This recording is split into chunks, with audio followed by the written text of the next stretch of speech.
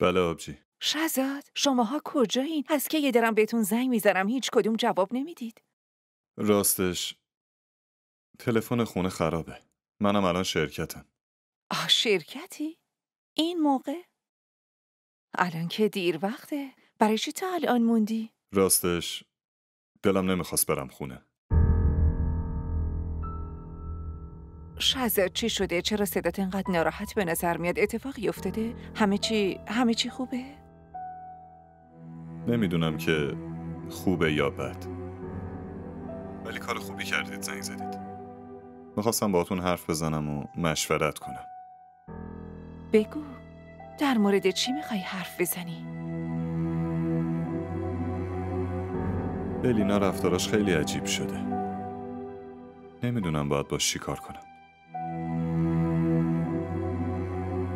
یعنی چی رفتارش عجیب شده؟ چی میخوای بگی شهزاد؟ اون روز در اتاق قفل شده بود. اون فکر کرده بود کار منه. با گریه از خونه زده بیرون.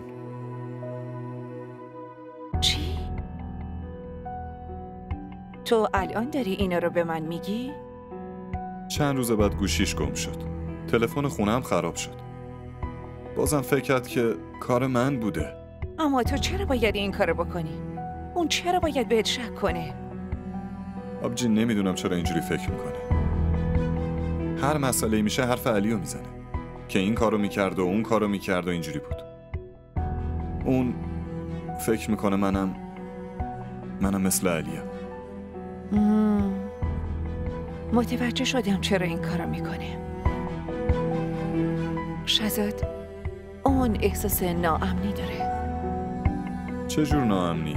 شهزاد ببین، هر کاری که علی باهاش کرده همه اونه تو ذهنش به یه ترس تبدیل شده و اون با هر اتفاقی که براش میفته فکر میکنه کسی عمدن باشه این کارو میکنه. برای همینم نمیتونه بهت اعتماد کامل داشته باشه.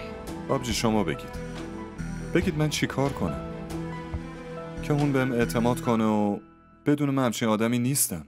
شهزاد تو باید بهش این اطمینانو بدی که هرگز بهش شک نمی کنی، بهش اعتماد داری، بدیشو نمیخوای بلکه به فکر خوبیشی. باید سعی خودتو بکنی. منظورمو گرفتی دیگه؟ آره آبجی فهمیدم. شهزاد الان وقت ناراحت شدن و قهر کردن نیست. متوجه شدی؟ برو خونه و حواست بهش باشه. چشم آبجی. خوبه، بعدم با هم حرف میزنیم. خداحافظ. خداحافظ.